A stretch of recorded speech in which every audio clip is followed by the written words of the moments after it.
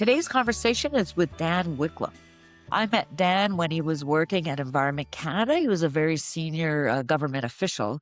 And then he went on to work for something called the Transition Accelerator, which was trying to find pathways to a clean energy Canada, basically, is what I would describe it. I think you'll really enjoy the conversation with Dan. Great. Hey guys, my name is Eric Alderton. I'm a fourth year geography student at the University of Guelph. Today I'll be interviewing Dan Wicklum. Today is part of the Cooler Climate Career Pathways project. And hey Dan, how are you? I'm well, thanks. And nice to meet you, Eric. And I'm really glad you asked me to be on the podcast. Yeah, I'm very excited as well. Very excited to get very interesting background here. So, alrighty. So, all right, first we're going to talk about a little bit of your educational background. Just to kind of get a familiarity of how you got to where you are now. So, the first question I have for you is, what was your educational path?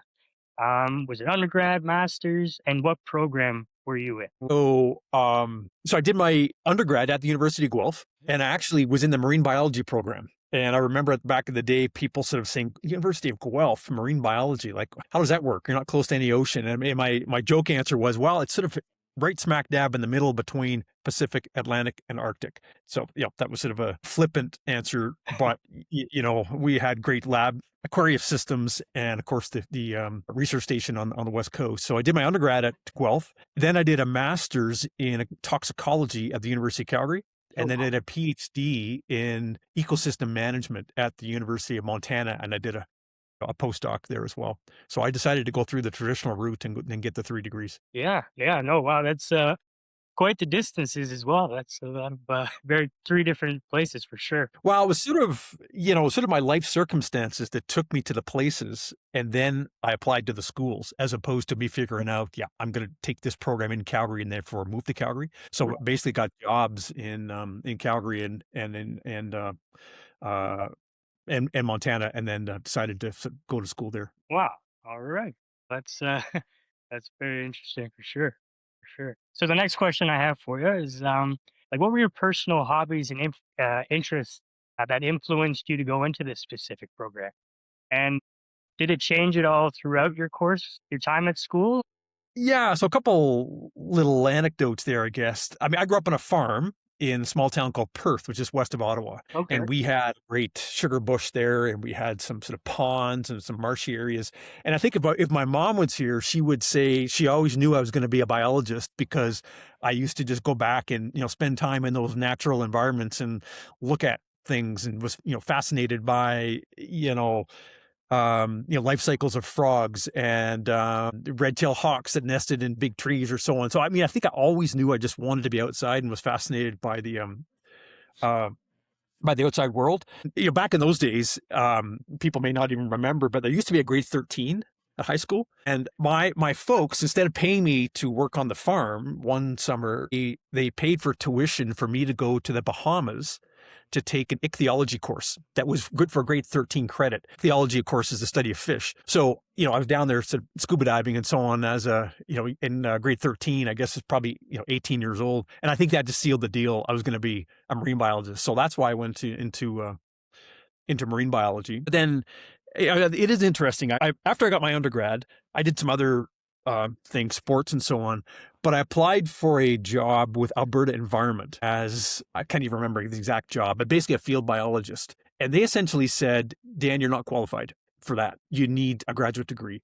So I literally decided at that point that because I wanted to essentially progress a career in biology and did not want to always be in the field. I mean, that's a fantastic job, but I wanted to be a manager, that I said, okay, I'm going to get a master's and a PhD, because I don't want my educational status to be a barrier to any type of career advancement. So that's when I decided to do those 2 degrees, because I got that feedback from a job competition. Yeah, for sure. And how did, when you got that feedback, was it a motivating factor? Like, how did it handle when you faced the adversity of, hey, this is what I want to do, but they say I'm not qualified? Oh, I was ticked off. I remember at the time saying, you got to be kidding me. Like, I've got this degree. I just spent a bunch of years getting this. Like, what do you mean I'm not qualified? But, after you go through these other degrees and you learn a whole lot more about specific subject matter, but also sort of frameworks and the way the world works and government industry interactions and so on.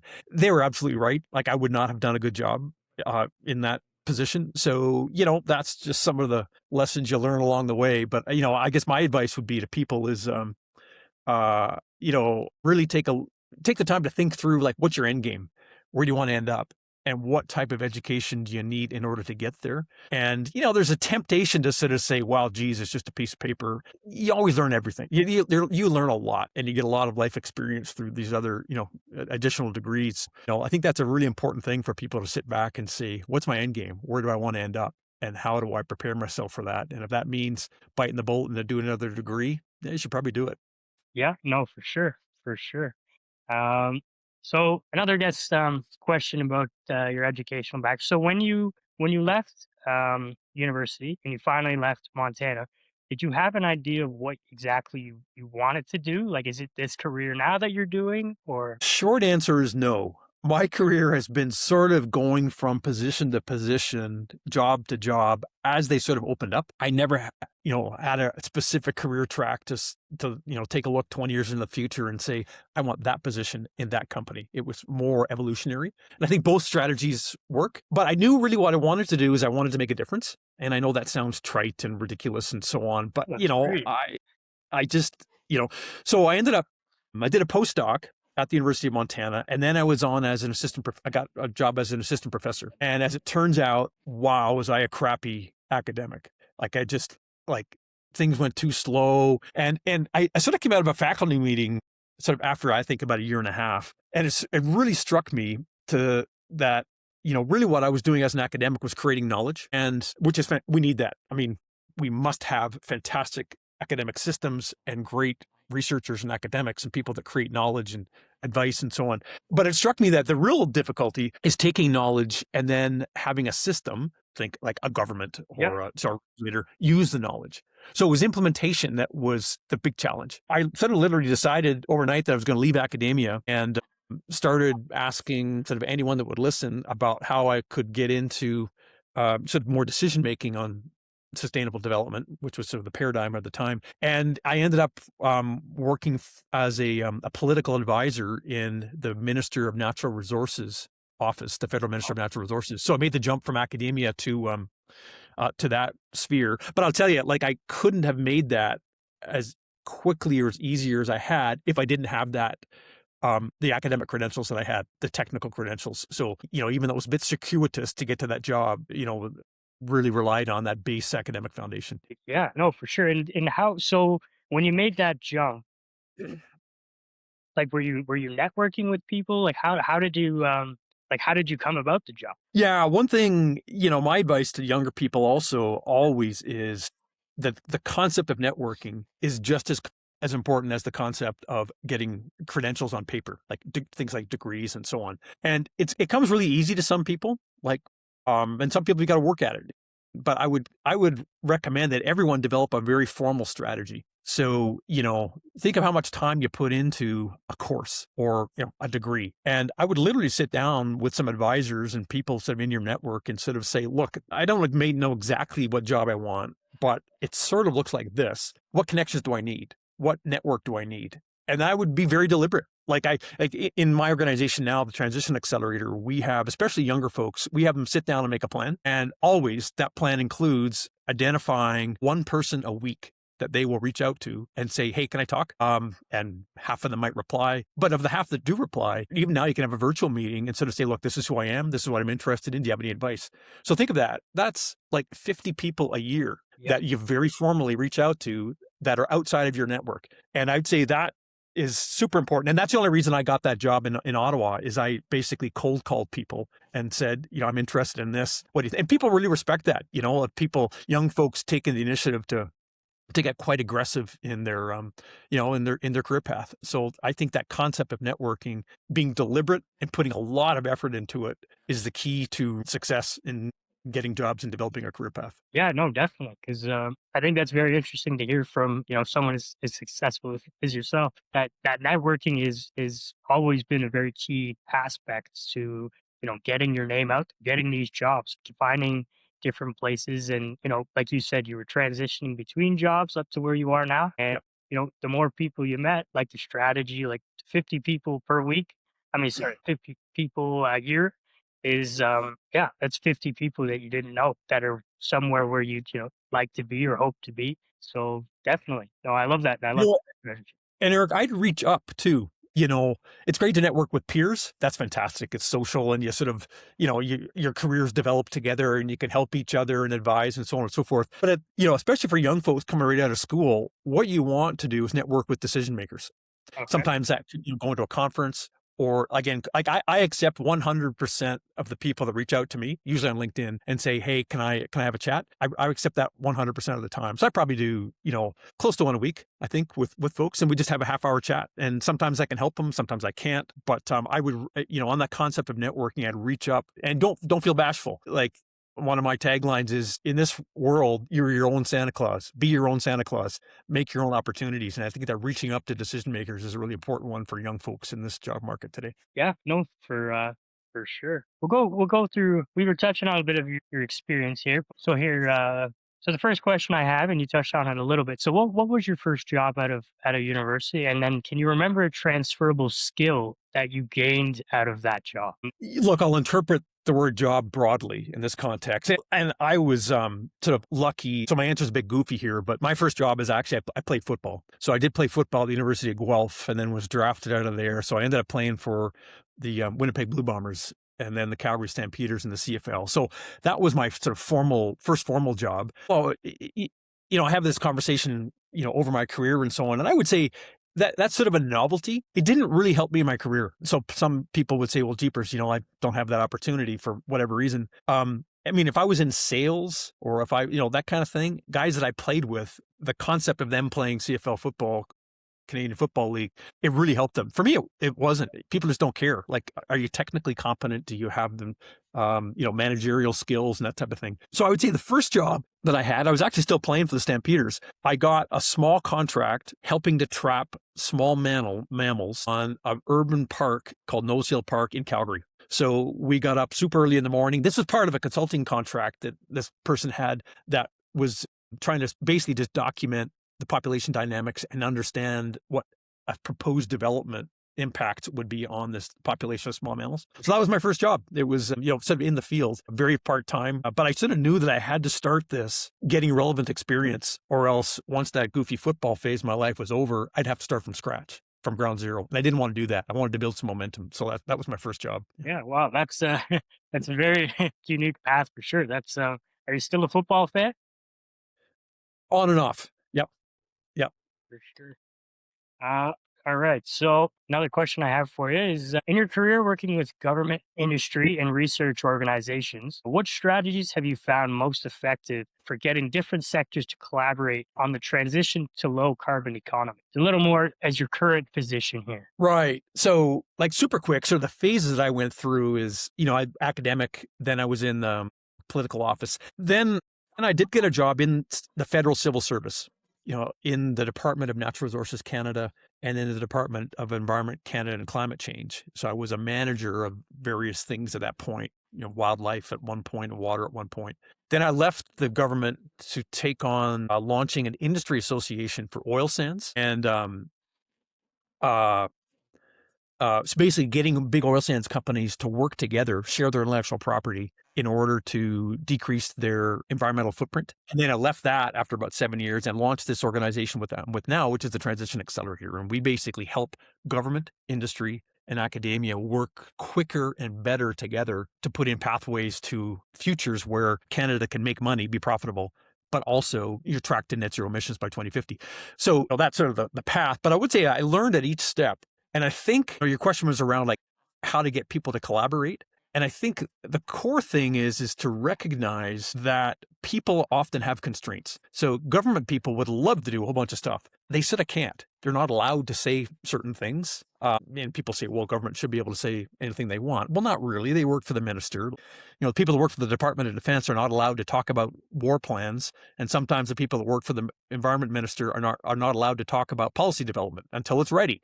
Government has constraints. Academia has constraints. They have to publish. They have a game that they have to play. They have to do research, train people, publish.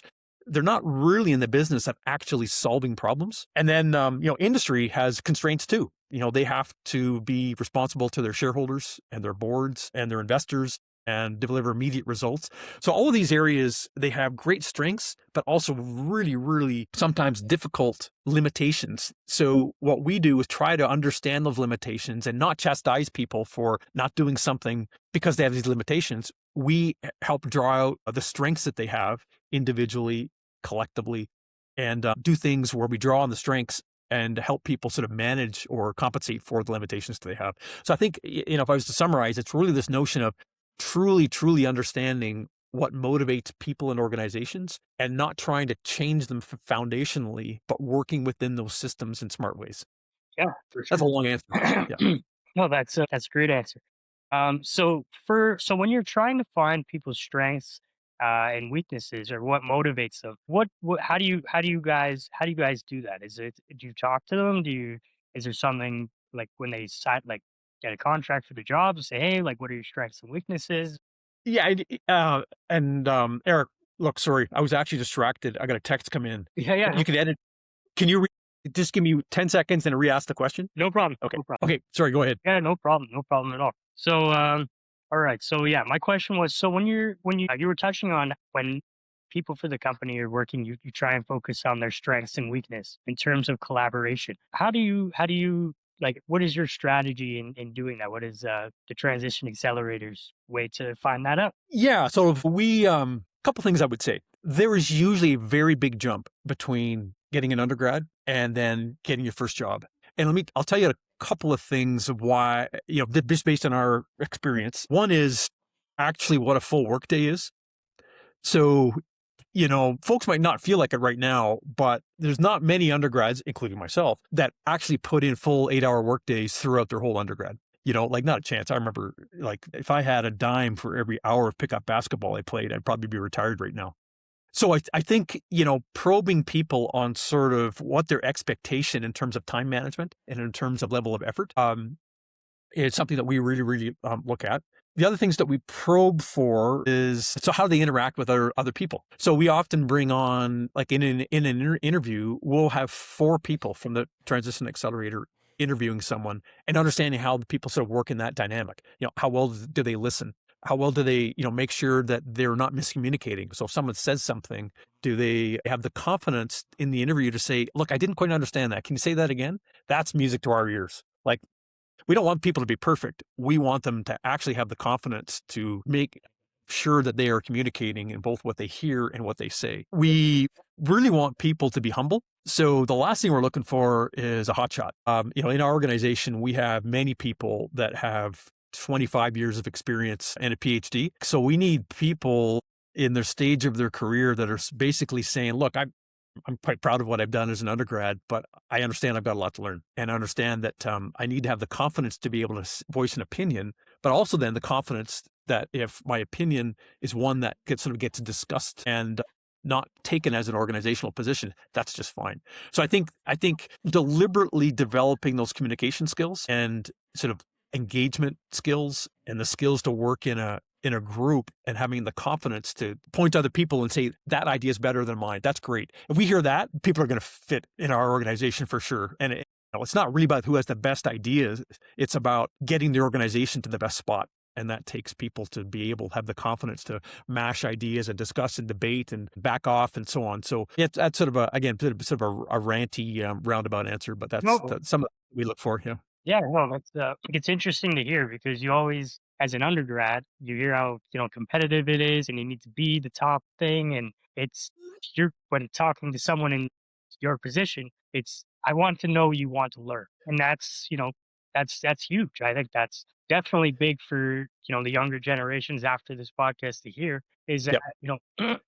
it's not about how great you are now; it's how much you want to learn that can make you become great. So I think that's very interesting to hear for sure. No, it's even you even articulated it better than I did. So I think that's that's really good. And what we want to do is provide provide an organization where people can be super successful and do great things. But part of that culture is making sure that you don't feel like you have to do it yourself, and you don't feel like you have to take all the credit.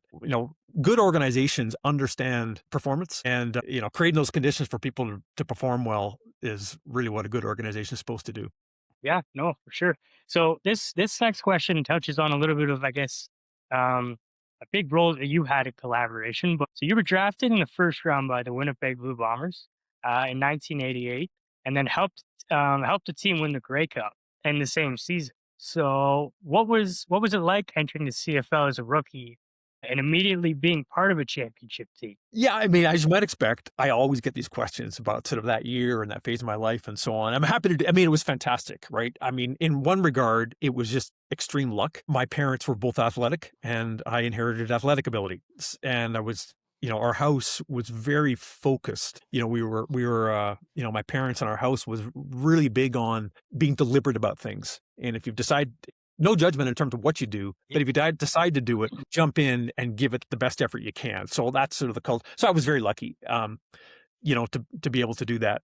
But I think, the broader context in how that experience related to career and job, there's the old saying, team sports is fantastic and, teaches you skills. I'm going to broaden it out. I'm going to say, like, high achievement in any type of setting where you have to interact with other people prepares you for jobs, because every job you have to interact with other people. And I don't care whether that's a club or, community exercise or anything, just that concept of being able to work well with others respectfully and understand, when to exert yourself and when not, so that the group can attain its goals. That stuff is gold for careers. And people think they do it. And, one thing that we definitely see is when people applying, like, in any of my leadership roles in the last 25 years, you see people that have clearly done stuff to create a great resume, and, this club and that sort of volunteer this and, sports that and so on. But the important part is to deliberately think about what you're doing in those things. And this isn't just putting in time to get another line on the resume. People are looking for the actual soft skills that come with excelling in environments where you have to interact with other people. And good organizations that do a really good job of sort of teasing that out and understanding whether it's just a padded resume with a whole bunch of crap on it or whether you're good at it. So, my advice to people is, doesn't matter, you might not be sporty, maybe you do something else, but deliberately think about how you interact with those people and what you've learned about yourself and how to do that well. And that will come out in interviews for sure. Yeah, no, definitely. So now we'll go in a little bit about your current role, because we talked about the collaboration and your journey to where you are now. So so can you tell me about the Transition Accelerator, and then what does this organization do, like, and what is your role specifically? Yeah, so my career seems to be sort of advance around, like, every 6 or 7 years, I sort of get itchy and bored, so I want to do something else. So I had a job working for something called Canada's Oil Sands Innovation Alliance. I was the CEO there. So I left there and we launched the Transition Accelerator that after I was at the other job for 7 years. And it was basically a bunch of people that were closer to the end of their career than the beginning, including me, that said, we need a new model to try and get people to think and act differently. And at the time we were focused on reducing emissions, greenhouse gas emissions. And, at the time, even 7 years ago when we launched it, scientists had been saying even at that point for 25 years that we needed to reduce emissions, or we weren't going to like the way the planet was going to behave. But somehow that wasn't enough motivation. Think about it. We're talking about, like, fundamentally changing our economy and the way the planet works, and that's not enough motivation for people to change. So we sort of stepped back and we talked to change management experts, and they all said, well, look, we're sort of going about this the wrong way. We're giving people heck. We're basically saying, like, you got to stop doing that and you got to do this. And we're in two camps, the A's and the Nays. So we're creating all this tension and making these moral judgments. And, anyone in change management will say, that's not the way you do it. When a company goes about making change, it holds strategic planning sessions with its staff and it listens and it says, okay, look, we've heard, can we agree that this is where we want the company to be in 5 years? So they create a positive strategic vision. And then everyone is sort of hyped up and, okay, fantastic, let's go there. So what the Transition Accelerator does is you use change management theory to create and drive companies and people and institutions down pathways to a better future. And the better future just happens to have lower emissions, but we don't really talk about it that much. We talk about all the other great things, the health benefits and the economic benefits and the societal benefit, all these kinds of things. So that's what we do. And We focus on major systems like electricity and transportation and buildings, but we build these coalitions using this new change management framework. And as it turns out, people in the industry get better results, people in government get better results, and people in academia get better results using this model than they would otherwise. Yeah. So that's what we do. Oh, that's definitely amazing. So is this like a relatively like new company within the last couple of years, or like when did this company when did it start?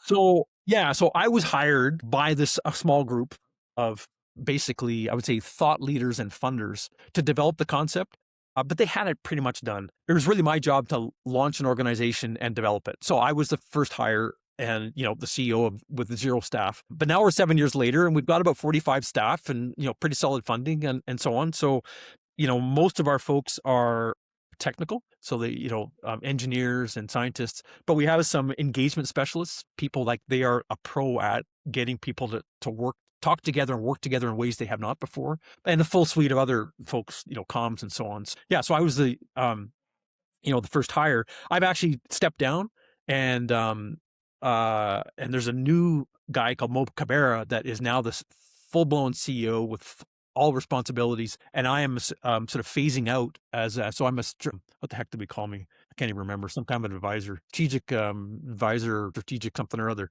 And so I help coach, especially younger people, and help advise the organization. But I've got and a bit of strategy, but I've got no operational responsibility now. Yeah, so it's a really interesting phase for me, actually. Yeah, no, definitely, for sure. So, I mean, yeah, as the CEO of the Transition Accelerator, what approaches have you found most effective for bringing together industry, government, and researchers like to tackle these large scale projects?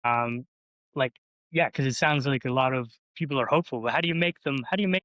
So that is sort of the secret sauce. So again, our change management theory is defining what the end game looks like. And I'll use hydrogen as an example. So people might know hydrogen. You can make it from water by putting electric current and splitting it into hydrogen gas or oxygen, or you can refine natural gas into hydrogen and carbon dioxide, and then capture and store the carbon dioxide. But bottom line is, when you have hydrogen, you can burn it in an engine, and there's 0 greenhouse gas emissions. You can put it through a fuel cell, and there's 0 greenhouse gas emissions. So with hydrogen as a fuel, the only byproduct is water. So this is sort of the holy grail in emissions reduction and energy transition. So one way of trying to advance a hydrogen economy is to do a test, to do a pilot. So you put a car on the road and you have people drive it around. That's great. What our philosophy though is that if you really want people to lean into it, invest, research, create enabling policies, they need to understand where this is all going. So what we do is, in this case, we have launched a hydrogen hub in Edmonton, and we have one now right in Calgary as we speak, where we've got staff, and their job is to get people in a certain physical location, Calgary, get them together and sort of say, look, let's just all start understanding what hydrogen's potential is. And let's understand how that potential could be actually realized in Calgary. So what could a hydrogen economy look like in Calgary in 10 years? This many jobs creating hydrogen, new companies, then there has to be a function of transporting hydrogen to a distribution system. Then you have to use hydrogen, heating, heavy industry, transportation, so there's a whole value chain of the economy that we would need investment in. But if we got that value chain going, like we have a whole new way, economic activity that, for example, uses natural gas in a way that's compatible with net zero. So no one's trying to shut your natural gas production and use down. We with a intense modeling, quantitative modeling and mapping and discussion, we define a vision for what the future could look like. And through the process, it takes about a year, you get people ramped up and they say, my God, like, this is great. This is like, I want that. So then they go back and they're motivated and they go back into their institution and they say, okay, look, what part of this could we take on? Like what are the barriers that we as a person or an organization could help alleviate? Or what's the opportunity for my organization? So you create this, this fantastic momentum where people are motivated to change because they understand the steps that need to be taken to get this fantastic future. Yeah, no, for sure. So that's really that's our framework. Now there's a lot of specifics in there, but like how to do the tactics of that, but that's sort of the conceptual change management framework that we use. Yeah. So you said the framework to develop, you said it takes about a year to get it, like to get it done? Yeah, our experience is that when you start with a group of people that don't really know each other that well, Yep. the problem with the hydrogen economy is there's the potential for a value chain, but no one knows what people or companies or institutions occupy the value chain. So you got to make, distribute, use, and store hydrogen. So you need to literally get those people in a room. Sometimes it's a virtual room, sometimes it's physical meetings, many times, so that they understand what their company or institution would do at this new value chain that we would, the Transition Accelerator staff define and quantify and show them. And people don't change their minds or understand things immediately. It takes 2, 3, 4, 5, 6, 7, 8 times. So they need to be touched again and again so they truly understand it and believe it. And then this concept of the future, they own it, becomes theirs. Part of the process is driving towards this great future. So that's what I would say is that, we have many different techniques in terms of doing techno-economic analysis, writing white papers, holding courses and webinars, multilateral meetings or individual meetings with people so that they have specific questions they can ask them sort of in a safer space and that kind of thing. So it's really this sort of, fit for purpose body of work that brings the right institutions and players along a new value chain along together so that they believe it, that it will be good for them personally and institutionally, organizationally, and then they'll lean into it and then they will be the change agents. But if you start just with like a hydrogen car on the road, like, well, that's nice, like nifty. But I'm not going to do anything on that. Like, doesn't mean anything to me. But be part of this process where you're scoping out options. That works. So throughout your long career and the many different jobs and positions you've held, who has been a mentor for you? And is like, what have they taught you that kind of stuck with you to achieve your goals? So one thing I would say is I would encourage people to very, very formally develop mentors. And again, it comes naturally out from this idea of cold calling, reaching out to people that have senior positions in organizations and companies. Like, I'll guarantee you there's a subset of those folks that actually they like helping younger folks and that they will actually want to stay in contact. So, but you have to have the sort of the confidence and take the initiative to sort of reach out. So I've had mentors and still do, frankly, at this, mentors change sort of from early stage to, giving career advice to where I am now is I'm actually mentor, I think, or like advisor to a whole bunch of folks. But it changes from career advice to basically strategy and job advice. Like, what would you do in this very specific situation for the organization, as opposed to like, how do you develop your career? Like, I'm close to the end kind of thing. But I've had mentors, 2, 3 levels above me in government. So I was just something called a director general, and I had mentors at the assistant deputy minister level. I had mentors at the deputy level, and some of them I think would probably say, yeah, I'm a mentor for Dan. Some of them might not even know I consider them a mentor, but I ask advice and they give me advice. And what more do you want? Right. So same thing in industry. I've had, again, senior people that have been through the difficulties and the obstacles and the recognized opportunities. So I just sort of foster these relationships. So it's more of a network of people I could tap into for advice, as opposed to, I mean, I did and do have that, as opposed to saying like, I have a mentor. It's more that notion of network. Is there what is your strategy to find a mentor? Like, what was your strategy? So, I think I'll come back to that idea of, taking the time to think through what your end game is. And like, do you want to be the CEO of a big bank, or do you want to be a field biologist? Those are very, very different, both fantastic careers, really different. And, the tech skills that you need, the experiences that you need, the technical qualifications, the education that you need, and the networks you need are very, very different. So I would literally virtually tap people on the shoulder, ping them somehow, LinkedIn. You're not going to be able to get into the CEO of a big bank, likely as an undergrad, but you work up to that. So, you sort of say, look, I'm going to contact a director at a bank and cold call them, like by LinkedIn. And you do that for a couple of years. And then, they become a VP. So all of a sudden you've got a VP mentor. And then they recognize your potential and understand you're real, and they introduce you to the CEO. So it's sort of an evolutionary thing, but I would sort of say, try to reach up to the highest level inside of organizations that you have access to. And that doesn't mean you have to know them. That means like you have the ability to reach cold call to them. But, it's people with jobs that you want or in organizations that you want to work with, or both. That's sort of what I would say. I'd be very, very deliberate about that. Yeah, sure. So as a mentor, what kind of projects do you enjoy like leading? Like what projects do you find rewarding and what makes you passionate about? So yeah, the concept of mentorship. Let me tell you what I look for. When someone sort of reaches out to me, I will, like I say, I'll take 100% of the people that reach out to me and have a first half-hour chat with them. Whether they get a second chat is sort of up to them. But let me tell you some of the things I look for. I look for someone that is sort of respectful. So if they ping me on LinkedIn, I'll get back to them and say, hey, let's communicate by email. Here you go. And they might say, when are you available? And I'll say next week at such and such a date, can you send me a meeting invite? And I want them to send me a meeting invite. And I manage a calendar. So if they don't send me a meeting invite, I'm not going to get there. So I want them basically to sort of understand how busy people are and so on. I'm very impressed if they send me an agenda beforehand. If they said, look, I appreciate your time. Look, we're meeting in 2 days. These are the 3 questions I'd like to talk to you about. And that is like X, Y, Z, think about them and give some thought to them. Not like, how am I going to be successful? It's like, I have my sight set on this type of job. This is the way I'm preparing for it. Can you give me some advice on something else? So I'd be very deliberate and value people's time instead of just saying, can we have a talk? That's very clear. I'm very impressed when people send a follow-up email, say, hey, thanks for your time.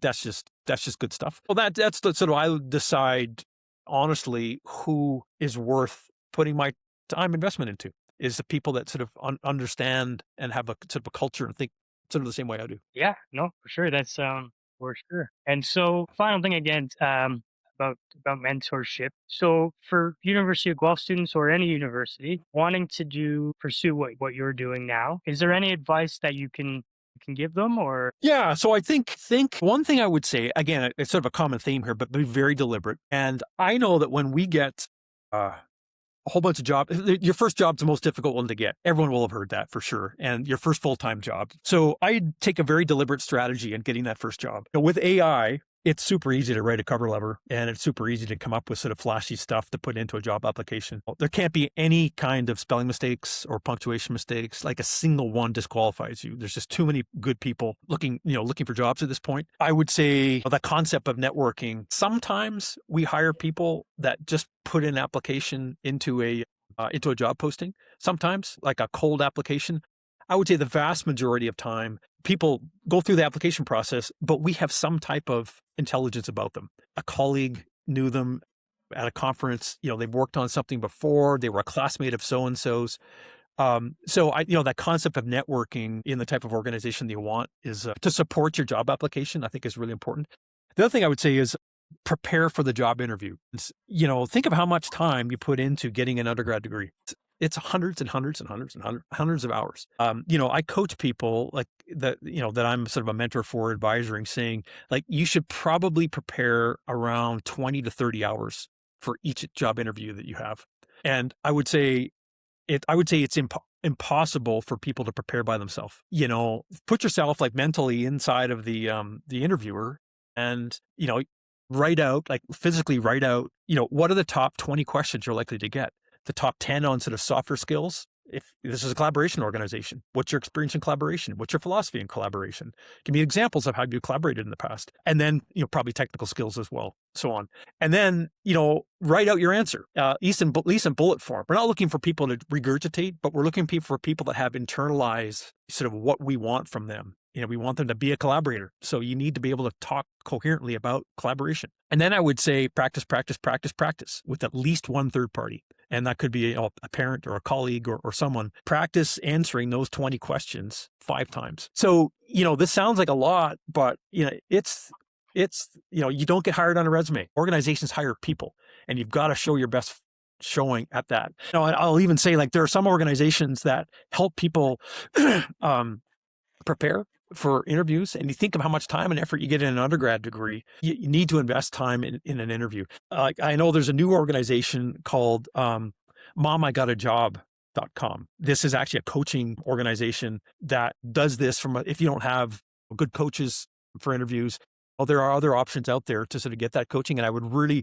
you don't have to hire someone, but there's options to hire people. And I would just say, like, the job environment is so tough out there. That's what's going to distinguish you, not your interview. So really, really, really prepare for those job interviews. No, for sure. And I think that's something that a lot of people might overlook is the interview itself, not like being prepared for the questions that might follow into that.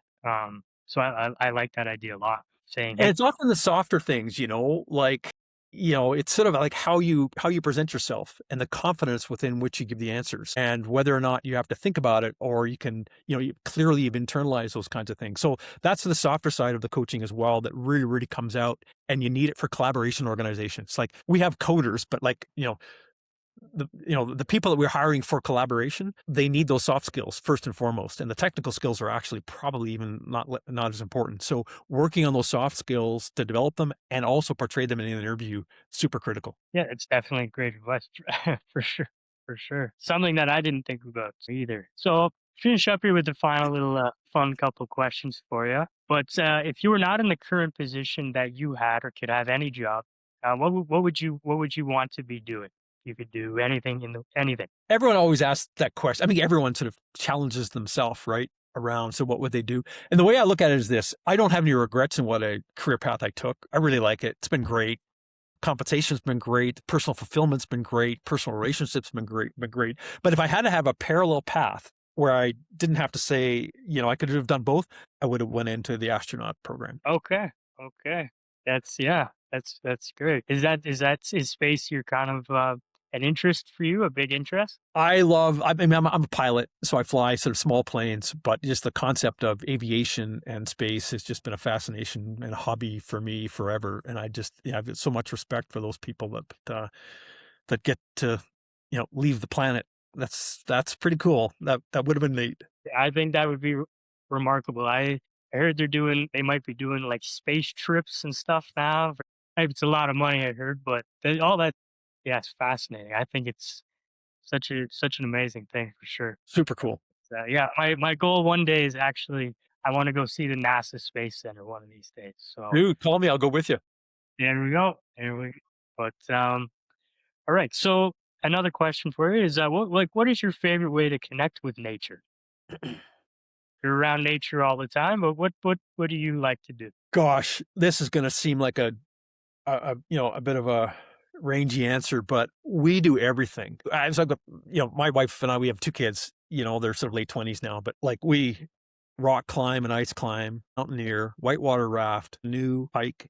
Gosh, we sort of do it all. It sort of depends on what the season is and whether it's, we live in Calgary, so the mountains are there. So is it skiing season, or is it hiking season, or is it a shoulder season where you've got to go to the indoor climbing gym? So honestly, we sort of try to do it all. Yeah, no, that's amazing. What is White Rapids like? Like what is I've always heard about it. I heard it's pretty crazy. Wow. Yeah, we've got our own whitewater raft. And so we just take a look at, try to find rivers. And, there's all kinds of resources online now about where to, it could get prickly and dangerous, or where you're sort of going to relax. I've got a drone, so we can just pull off to the side and then blast ahead with the drone a few kilometers to see what's around a bend, so you don't get into trouble.